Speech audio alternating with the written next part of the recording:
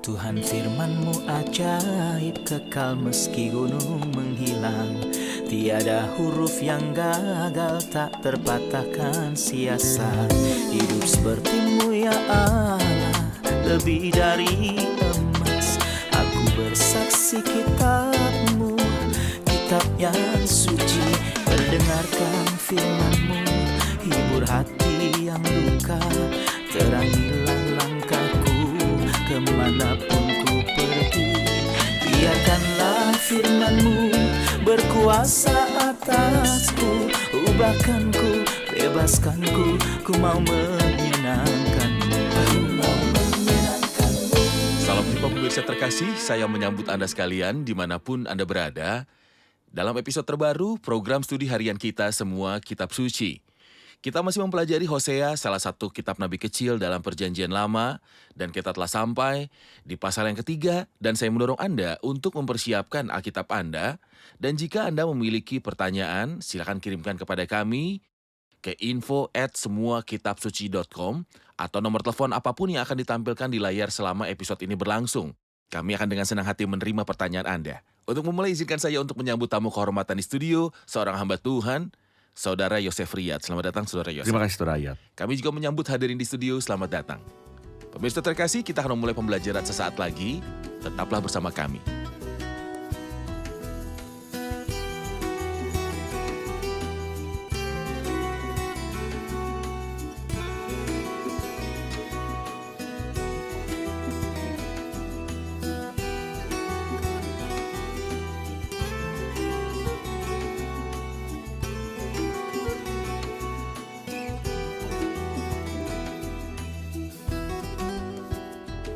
Berjumpa lagi, Saudara Yosef. Terima kasih, Saudara Riyad. Kita telah sampai di pasal 3 dari kitab Hosea, dan saya ingin mengetahui tema utama dari pasal ini. Nah, biarkan saya mengingatkan lagi pada para pemirsa bahwa kita sudah membahas ini pada pasal 1, 2, dan 3. Koleksi ini mewakili sejarah pribadi Hosea yang memiliki efek dan makna profetik. Lalu dari pasal 4 atau pasal berikutnya hingga pasal 14 adalah inti dari nubuatan itu. Dan saya ingin mengingatkan para pemirsa dengan hal lain dalam pasal ini. Kita telah mengatakan bahwa meskipun 3 pasal pertama gelap, tetapi diakhiri dengan cerah dan bersinar. Kita telah memperhatikan ini dalam pasal 1, bahwa setelah dia berbicara tentang Yizril dan aku akan menghukum keluarga Yehu, dan putri kedua yang bernama Lo Ruhama, yang berarti tidak belas kasihan, dan kemudian Lo Ami, bukan umatku. Namun pasal ini berakhir dengan cara yang mulia dan bersinar. Allah akan mengumpulkan seluruh umat. Pada pasal 2, begitu gelap.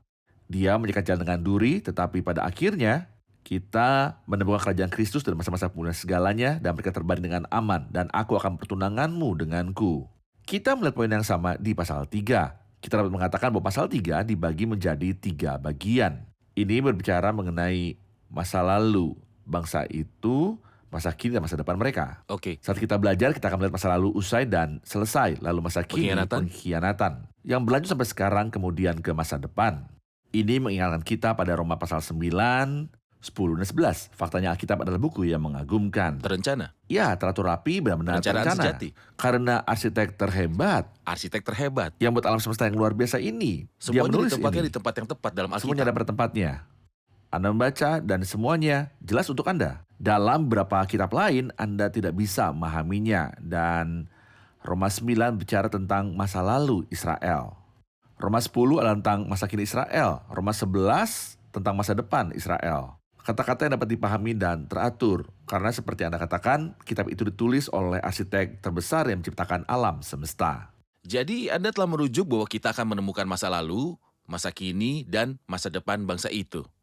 Mohon beritahu kami, di ayat-ayat mana seluruh pasal ketiga hanya terdiri dari 5 ayat. Ya. Kapan kita menemukan masa lalu, masa kini, dan masa depan bangsa itu dalam 5 ayat ini? Nah, pertama-tama, pergilah lagi, cintailah perempuan yang suka bersundal dan berzina. Jadi sebagai bangsa yang berzina, ini adalah masa lalu Israel. Seolah saya ingin meringkas semua sejarah Israel dalam satu kata, saya akan mengatakan perjinahan. Demikian, maka ayat 4, sebab lama orang Israel akan diam dengan tidak ada raja, tiada pemimpin, tiada korban, tiada tugu berhala, dan tiada efod dan terafim. Jelas bahwa mereka pergi bersama berdua-dua, seperti akan kami jelaskan ketika kita sudah sampai di ayatnya. Namun ini mengenai Israel masa kini, hari ini mereka begitu. Lalu ketika kita mencapai ayat yang kelima, sesudah itu orang Israel akan berbalik dan akan mencari Tuhan Allah mereka dan Daud, raja mereka. Mereka akan datang dengan gemetar kepada Tuhan dan kepada kebaikannya pada hari-hari yang terakhir. Oke, Saudara Yosef, saya akan membaca ayat-ayat pertama yang berbicara tentang masa lalu bangsa itu sesuai dengan pembagian grup 3-3 yang telah Anda buat untuk pasal ini. Ya. Jadi ayat 1, 2, dan 3 berkata, "Berfirmanlah Tuhan kepadaku, pergilah lagi, cintailah perempuan yang suka bersundal dan berzina. Seperti Tuhan juga mencintai orang Israel, sekalipun mereka berpaling kepada allah-allah lain, lalu aku membeli dia bagiku dengan bayaran 15 shikal perak dan 1,5 homer jelai. Aku berkata kepadanya, lama engkau harus diam padaku dengan tidak bersundal dan dengan tidak menjadi kepunyaan seorang laki-laki. Juga aku ini tidak akan bersetubuh dengan engkau." Mohon komentar Anda tentang ayat-ayat ini, Saudara Yosef. Ayat pertama berbicara tentang masa lalu Israel. Pergilah lagi, cintailah perempuan. Dan hal yang menakjubkan adalah bahwa Allah tidak menyuruhnya hanya untuk menikahi perempuan itu, tapi dia menyuruhnya untuk mencintai perempuan itu. Sungguh menakjubkan. Lalu dia berkomentar dan berkata, jika alasannya diketahui tidak akan ada keheranan seperti Tuhan juga mencintai orang Israel. Nah, sebenarnya kita berkata bahwa perempuan itu, Gomer, tidak pantas menikah dengan Hosea. Dengan begitu, dia tidak pantas dicintai olehnya. Namun melengkapi ayatnya, seperti Tuhan juga mencintai orang Israel. Apakah bangsa Israel layak dikasihi oleh Allah? Jawabannya adalah tidak. Lupakan tentang bangsa Israel. Sejujurnya, apakah Anda dan saya pantas dicintai oleh Allah dan Allah memberikan anaknya untuk kita? Untuk apa? Kebaikan apa yang sudah kita lakukan kepadanya? Kecuali pada hari kebodohan kita melakukan setiap dosa yang membuatnya marah. Lalu bagaimana dia bisa mengasihi kita? Ini adalah firman Tuhan yang indah kepada Hosea. Tidak hanya untuk mencintai perempuan ini. Maaf, tidak hanya menikahi perempuan itu, tetapi juga mencintai perempuan itu. Inilah kasih yang akan kita pahami dalam pasal 14 ayat yang keempat. Aku akan memulihkan mereka dari penyelewengan. Aku akan mengasihi mereka dengan sukarela. Karena mereka tidak pantas mendapatkan cinta itu. Gomer tidak pantas mendapatkan cinta itu. Baik Anda maupun saya tidak pantas mendapatkan kasih Allah. Namun, dia mengasihi. Allah adalah kasih. Akan tetapi Allah menunjukkan kasihnya kepada kita oleh karena Kristus telah mati untuk kita ketika kita masih berdosa. Namun ungkapan pergilah lagi, cintailah perempuan yang dikasihi temannya, namun seorang pezina. Ungkapan yang dikasihi temannya, namun seorang pezina. Apa yang bisa kita lihat? Pengkhianatan karena dia ada bersama-sama teman suaminya. Seperti telah kita katakan, pelukan ganda mengenai arti nama Diblaim, yang adalah ayah dari Gomer. Jadi dia memberikan pelukan kepada orang ini dan itu bahkan tampaknya keadaan Gomer sangat buruk. Dia meninggalkan rumah, namun dia berkata kepadanya untuk pergi mencarinya. Maka jangan hanya mencintainya, tapi pergi dan juga belilah dia. Setelah itu dikatakan dalam ayat yang kedua, lalu aku membeli dia. Kalimat aku membeli dia membuat kita berpikir bahwa ketika dia meninggalkan rumah, ketika dia jalan-jalan dosa, dia menjadi lebih buruk sehingga dia menjadi budak untuk dijual di pasar perbudakan. Dia menjual dirinya sendiri. Dia menjual dirinya sendiri. Dia menjual dirinya kepada kejahatan. Saya pikir Hosea mulai mencarinya karena dia menerima perintah dari Allah. Saya tidak tahu di mana dia mencarinya. Apakah dia pergi kantor polisi? Tidak ada kantor polisi pada zamannya. Apa dia mencari di rumah sakit? Aku tidak tahu. Dia pergi ke pasar perbudakan. Tepat, dia pergi ke pasar perbudakan. Lalu dia menemukannya di sana untuk dijual. Lalu Allah menyuruhnya untuk membelinya dalam kondisi buruk. Jadi dia membelinya dan menjualkan harga yang dia bayar untuknya meskipun dia tidak pantas mendapatkannya. Tentu saja ini mengingat kita pada salib dan Kalvari ketika Tuhan yang baik dan penuh kasih sayang pergi menjemput dan membeli saya. Himne manis yang mengatakan dia membeliku dengan darahnya yang sangat berharga. Sebelum kita berbicara tentang harga, saya harus mundur sedikit. Ketika dia mengatakan tentang bangsa Israel dalam keadaan berzina, mereka berpaling kepada allah-allah lain dan menyukai kue kismis. Apa maksudnya dengan menyukai kue kismis? Kue kismis tampaknya merupakan praktik penyembah berhala. Mereka membuat kue kismis untuk dipersembahkan kepada dewa-dewa mereka. Jadi, sayangnya mereka menyembah Allah tapi juga berhala-berhala, terutama kerajaan utara telah kita bahas. Mereka tetap bangsa Israel. Mereka masih mengenal nama Yehova. Mereka mengenalnya. Karena itulah Elia berkata kepada mereka bahwa aku tidak mengerti kalian. Kalau Tuhan itu Allah, ikutilah dia. Dan kalau Baal, ikutilah dia. Namun sayangnya perzinahan berarti bahwa aku tampaknya setia pada Tuhan, tetapi hati dan dagingku adalah untuk mengarah pada yang lain selain Tuhan. Ini adalah perzinahan. Jadi mereka berpaling kepada ilah lain dan menyukai kue kismis, korban dipersembahkan kepada dewa-dewa. Mohon ceritakan pada kami tentang harga yang dibayar Hosea untuk memulihkan istrinya. Apakah Anda melihat sesuatu di dalamnya? Saya melihat segalanya di dalamnya. Seperti? Pertama, saya melihat betapa menakjubnya Alkitab. Ketika Alkitab memberitahu kita mengenai perak berbicara mengenai penebusan dalam Alkitab. Oke, Dimanapun kita membaca tentang perak, kita membaca tentang penebusan. baik. Lalu pertama, Allah membeli kita. Hosea membeli perempuan buruk ini dan Kristus membeli bangsa ini. Dan membeli kita juga. Berapa harga yang dia bayar? Penebusan, darah. Seperti yang kita bahas beberapa waktu lalu, dia membeliku. Dia membeliku dengan darahnya yang berharga. Dengan darah. Penebusan itu melalui darah. Namun bukan hanya begitu, ia berkata 1,5 homer jelai. 1,5 homer jelai. Jelai mengingatkan kita dengan kebangkitan Kristus. Mengapa itu mengingatkan kita akan kebangkitan Kristus? Karena hari buah sulung di mana Kristus dibangkitkan dari antara orang mati. Berkas-berkas buah sulung dipersembahkan. Jelai dulu biasa dipanen 50 hari sebelum gandum. Seperti pada hari Pentakosta, gandum dipersembahkan. Namun pada hari buah sulung jelai dipersembahkan. Maka jelai memberitahu kita tentang kebangkitan Kristus dari antara orang mati. Kita membaca tentang jelai dalam pasal yang kelima. Dalam kitab Bilangan dalam hukum kecemburuan. Ketika seorang perempuan tidak setia pada suaminya dan melakukan perzinahan. Lalu roh cemburu menyelimuti pria itu. Dia biasa membawa tepung jelai. Lalu dia tidak menambahkan minyak atau kemenyan ke dalamnya karena itulah sebuah korban sajian cemburuan. Di sini kita lihat seorang istri yang tidak setia, oleh karena itu dia berbicara tentang kebangkitan. Kebangkitan Kristus berarti jelai. Ini mengingatkan kita pada khotbah-khotbah Rasul Petrus di awal kitab Kisah Para Rasul. Dia berbicara kepada bangsa itu seperti istri yang tidak setia. Tidak hanya dia menolak suaminya tetapi juga membunuh suaminya. Dia membunuh suaminya untuk menyenangkan siapa?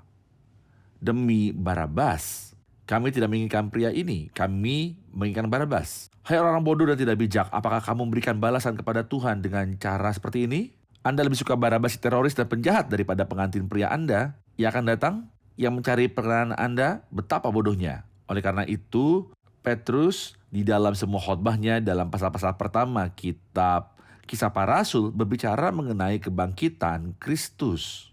Lalu harga yang dibayarkan bukan hanya perak dan jelai. Namun harga yang mahal itu adalah kematian Kristus dan kebangkitannya bagi kita. Bahwa Tuhan telah membayar untuk membeli saya Benar. dan Anda dan setiap pemirsa jika mereka menerima karya pendamaian dan juga penebusan Kristus. Terima kasih Saudara Yosef untuk komentar yang memberkati. Kita saksikan laporan dan kembali untuk menjawab pertanyaan hadirin. Setelah Allah dengan ketat berurusan dengan dosa di dalam kita, Dia memulihkan jiwa yang bertobat. Dia membuatnya tunduk sepenuhnya pada kehendak dan keutuhan anaknya. Dengan demikian, orang-orang yang bertobat mengalami kebaikan Allah yang besar. Dia menyembahnya dengan gentar dan hormat. Jadi ibadah yang benar terjadi ketika kita berpikir tentang Kristus seperti yang dipikirkan Allah tentang Dia.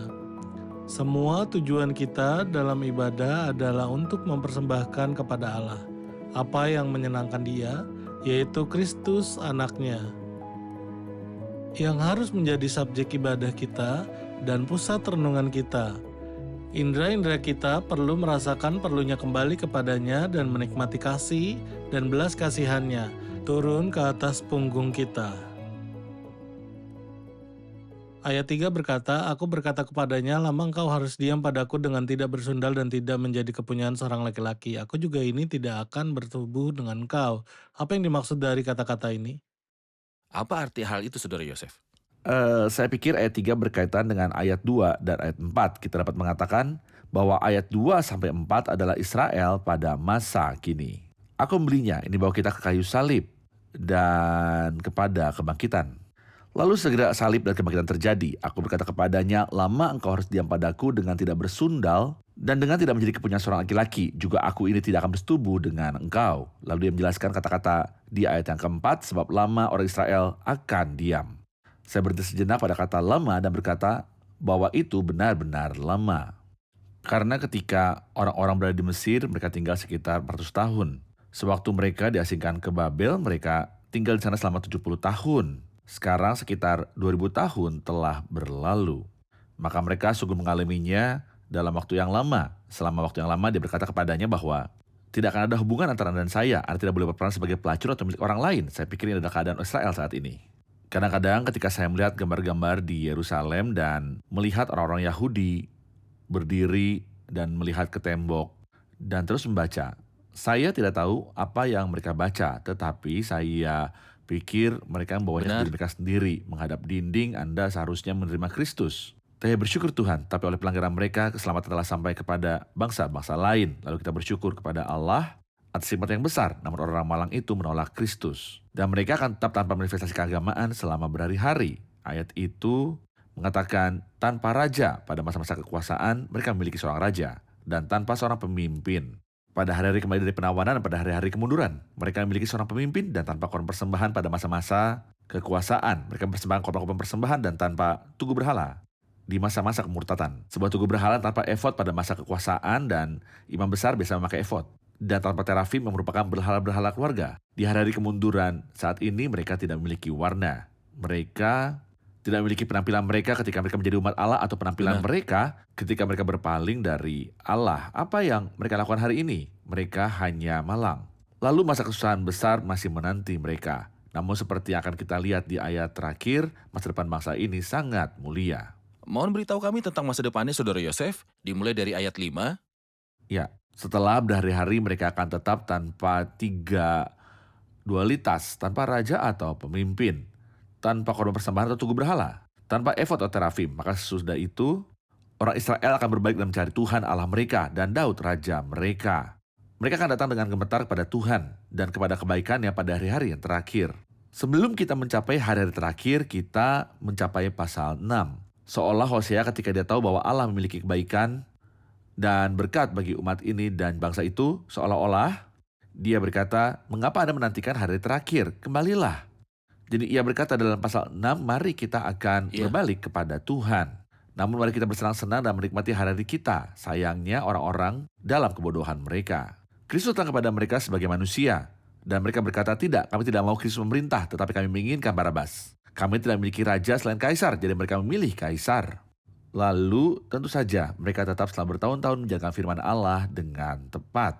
Di manakah di dunia ini suatu bangsa yang tersebar ke setiap penjuru dunia dan tidak memiliki manifestasi agama untuk menyatukan mereka? Kemana arah yang mereka tuju? Orang-orang yang terserak dan berbicara banyak bahasa, di manakah mereka? Orang-orang itu ketika Frederick Kaisar Prusia meminta seorang pengkhotbah untuk memberikan sepatah kata untuk membuktikan bahwa Alkitab itu benar. Jawabannya adalah orang Yahudi yang mulia. Iya. Pada faktanya itu benar-benar menakjubkan. Bahwa mereka tidak punya sebuah manifestasi religius, tidak punya raja, dan tidak memiliki pemimpin. Atau tugu berhala tanpa efod atau terafim, Mereka masih ada. mereka masih ada. Dan mereka masih memiliki masa kesusahan besar di masa depan. Mereka akan datang dengan gemetar kepada Tuhan dan kepada kebaikannya. Pada hari-hari yang terakhir, kata gemetar berarti datang dengan rasa takut. Seolah-olah mereka berkata, oh kami mendatangkan bencana atas kami. Rasa takut dan hormat. Rasa takut dan hormat. Mereka akan kembali kepada Tuhan di zaman akhir itu. Saya ingat sebuah ayat yang datang dalam Yeskiel pasal yang ke-16. Ini terkait dengan poin yang sedang kita diskusikan. Dan dengan itu engkau akan teringat-ingat yang dahulu dan merasa malu. Sehingga mulutmu terkatup sama sekali karena nodamu waktu aku mengadakan pendamaian bagimu. Karena segala perbuatanmu, demikianlah firman Tuhan Allah. Lalu Allah tidak akan menghukum mereka, Dia akan mengampuni mereka pada akhirnya. Namun Anda tahu hasil dari Allah mengampuni mereka adalah mereka tidak akan buka mulut mereka. Atau seperti Daud berkata dalam Mazmur 30, tetapi padamu ada pengampunan, Supaya engkau supaya ditakuti engkau orang. takuti orang. Benar. Saya perlu berhenti sejenak pada komentar mereka akan kembali pada Tuhan. Dikatakan sesudah itu orang Israel akan berbalik dan akan mencari Tuhan Allah mereka dan Daud raja mereka. Apakah artinya mencari Daud raja mereka? Saya pikir di sini merujuk pada anak Daud. Terpujilah orang datang dalam nama Tuhan. Kerajaan Daud, leluhur kita. Tentu saja mereka tidak menunggu Daud secara langsung, dia tidak akan kembali. Namun mereka menunggu Tentu pembawa saja. sejati, yaitu Kristus anak Daud. Kristus bertanya kepada mereka suatu hari, apa pendapat kalian semua mengenai Kristus, putra siapa dia? Mereka berkata anak Daud. Faktanya, jawabannya seperti yang berasal dari bahasa Yunani. Daud, putra siapa dia? Mereka menjawab Daud. Jadi yang dimaksudkan dengan itu adalah anak Daud, tetapi mereka tidak mengucapkan kata anak. Anak siapa dia? Mereka mengatakan Daud yang berarti anak Daud. Jadi mereka menunggu Daud, bapa leluhur mereka, bukan Daud sendiri, tetapi dia yang adalah Kristus, yang akan duduk di atas tahta Daud ayahnya. Seperti malaikat Gabriel membawa kabar baik kepada perawan Maria yang diberkati. Dan Tuhan Allah akan mengaruniakan kepadanya tahta Daud bapa leluhurnya. Dan ia akan menjadi raja atas kaum keturunan Yakub sampai selama-lamanya dan kerajaannya tidak akan berkesudahan. Inilah masa depan bangsa ketika mereka kembali kepada Tuhan dan kebaikannya pada hari-hari akhir. Baik, jika Anda berkenan, kita akan menerima pertanyaan hadirin. Kita mengerti dari ayat 4 bahwa selama Tuhan berurusan dengan umat itu mereka akan tanpa raja atau pemimpin dalam waktu yang lama. Lalu apa yang akan Allah lakukan pada waktu itu? Dan di zaman kita saat ini ketika manusia bertobat, apakah juga ada waktu menunggu yang di dalamnya Allah menempatkan dirinya? Silakan Saudara Yosef. Oke, itu pertanyaan yang bagus. Pada saat ini Allah memiliki sebuah proyek dalam periode yang berjangka lama. Rasul Yakobus berkata dalam Kisah Para Rasul 15, sejak semula Allah menunjukkan rahmatnya kepada bangsa-bangsa lain, yaitu dengan memilih suatu umat antara mereka bagi namanya. Hari ini akan tetap seperti dikatakan dalam Roma 11, sampai jumlah yang penuh dari bangsa-bangsa lain telah masuk. Dengan jalan demikian seluruh Israel akan diselamatkan. Karena Allah tidak bermasalah, ia jauh dari sikap Tentu. itu. Dia mengumpulkan umat pilihan Allah ke dalam gereja. Dia punya proyek yang Dia lebih memiliki besar. proyek lebih besar. Lalu setelah mengangkat gereja dan pengangkatannya ke surga, orang-orang itu akan datang dengan rasa takut kepada Tuhan dan kepada kebaikannya pada zaman akhir. Pertanyaan berikutnya adalah, dalam situasi baru, apakah Allah menunggu dalam perjanjian baru? Jawabannya adalah tidak. Saya pikir perbedaannya sangat jelas antara Hosea pasal 3 dan Lukas pasal 15. Lukas 15, segera setelah anak yang hilang bertobat dan kembali, bahkan orang yang berlari bukanlah dia. Dia melihatnya dari jauh. Ayahnya melihatnya jauh, dia berlari, memeluknya dan menciumnya. Lalu dia membawakan jubah terbaik dan memakaikan kepadanya sepatu lembu gemuk serta musik dan juga tarian. Ya, kasih karunia itu unggul di dalam perjanjian baru. Itu mengarah kepada siapapun yang tidak pantas, yaitu Anda dan saya dan juga seluruh pemirsa. Terima kasih Saudara Yosef, Tuhan berkati. Kita rangkum episode ini bersama hadirin.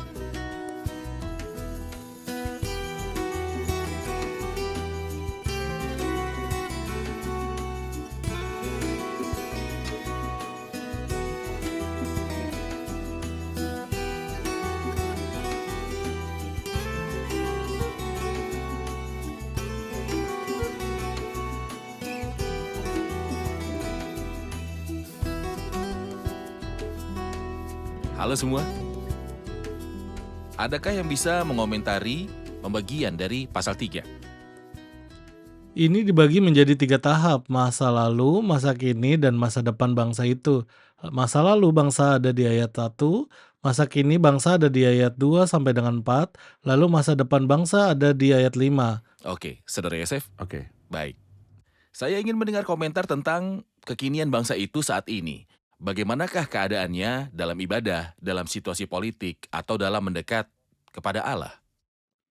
Dia berkata di sini, dalam waktu lama kamu akan tinggal tanpa seorang raja, tanpa pemimpin, tanpa korban persembahan.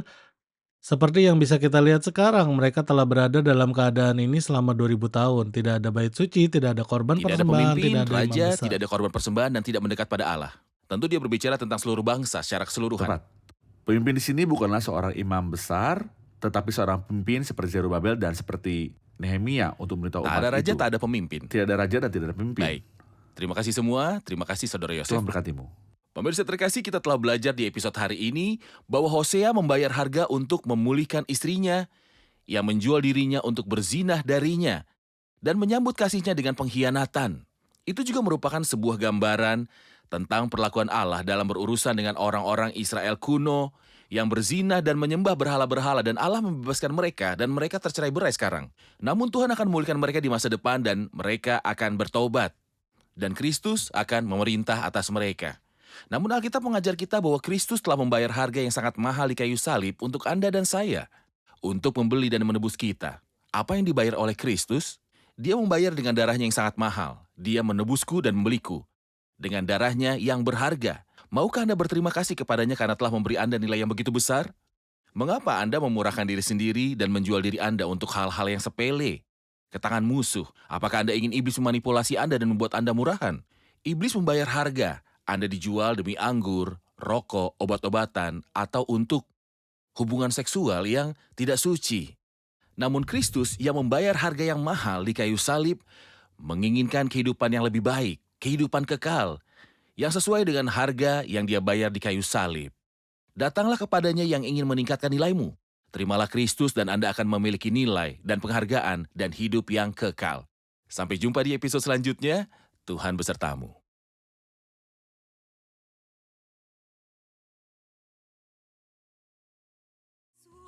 أنت كنزي العظيم يا منبع الرحمة والحنان كمريم أجثو لديك ربي فراحة النفس بذا المكان ما أعظم ذكر اسمك لسمعي لقد سبيتني مدى الزمان إشراق شمس وجهك المنير ينفي الشكوك مانحا أمان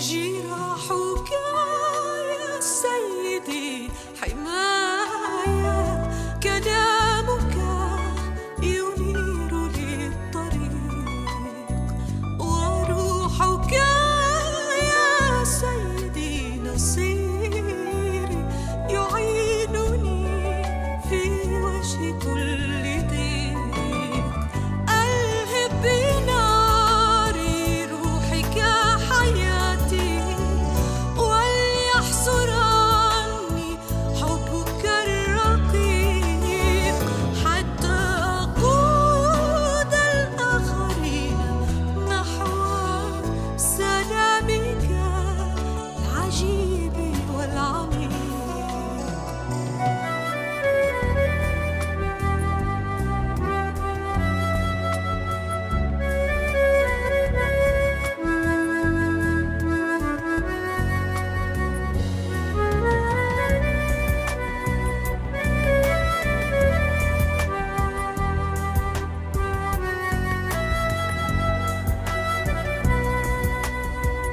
في غربتي في هذه الديار لست إلهي أبتغي سواك اجعل حياتي للأنام نورا يسطع كالكوكب في علاك يا شبع القلب إليك أشدو مهللا حياة في رضاك ما أروع اللقاء بك حيث طول المدى سأحيا في سماك في سماك